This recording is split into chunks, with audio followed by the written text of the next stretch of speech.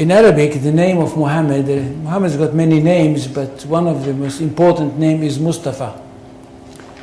Mustafa in Arabic means he who was selected.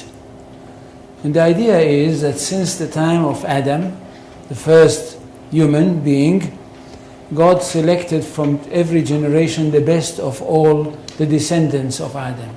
So there was some kind of natural selection, one generation after the other. Until at the end, he selected the best of the best of the best of the best. And this is the Prophet Muhammad. And he chose him to give him his word, the exact word of God, and of course selected him to be the prophet that will bring to humanity the finest of all revelations. This is Islam. That we are talking about a culture which is highly rich, highly interesting, and highly rewarding. And that's what the most important thing. It's highly rewarding because it basically, for the ordinary person, it's a very, very simple religion. I'm not talking about philosophers, I'm not talking about academicians, I'm not talking about the great theologians, I'm talking about the simple person for whom Islam is the most rewarding of all religions. At the end of the story, if he is a good Muslim, and he dies, he is going to go straight into paradise, and paradise is described in the most colorful way possible in the Quran. And for this reason, I think we should speak about Islam with great respect. And not just, as I can hear some people say, well, it's Islam, it's nothing. No, it's not.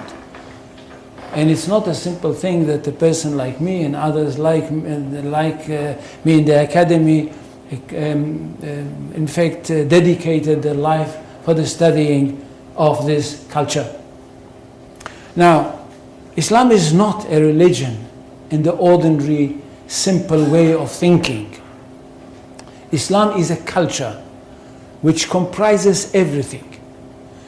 And most of all, it is a culture based on revelation, and it is a culture which is based on a legal system. It is basically a legal system. It is a legal system which comprises everything. It comprises the life of the individual, it comprises the life of the society, it comprises the state. That's one thing. Secondly, it is a world religion. It's not like Judaism, which is not a world religion. It is connected with the chosen people and it's only for them. And it's not connected with the territory of the world, it's connected with one small country. Islam is a world religion connected with the world, and it wants to establish world order. For Islam, the whole world is one state. And all the people of the world are those people who live in this one state.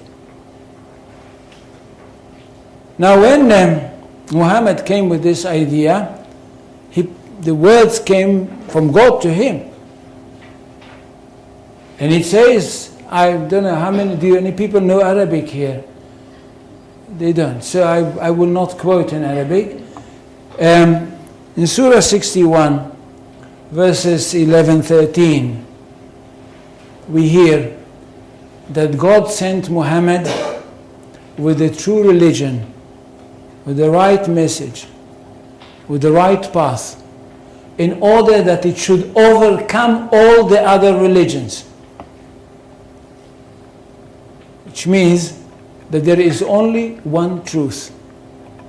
Jews and Christians, which are called the people of the book, had once their own truth, but they were not a very good custodians, and they falsified their books. That's why Allah had to send another prophet, a modern prophet, that should bring the last word of God and the only word of God. to humanity. This is the Quran. Nothing can be superior to it. And because of that, this religion is regarded to be one that stands on top of everything else.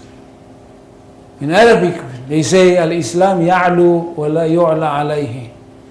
Islam is superior, nothing can be superior to it. Which means we are talking about not only the final word of God, not only about the finest word of God, but the truest of all revelations. Now what does the community have to do? The community of the believers. Those people that were lucky enough to have their hearts open and to have accepted the call of the Prophet Muhammad. What do they have to do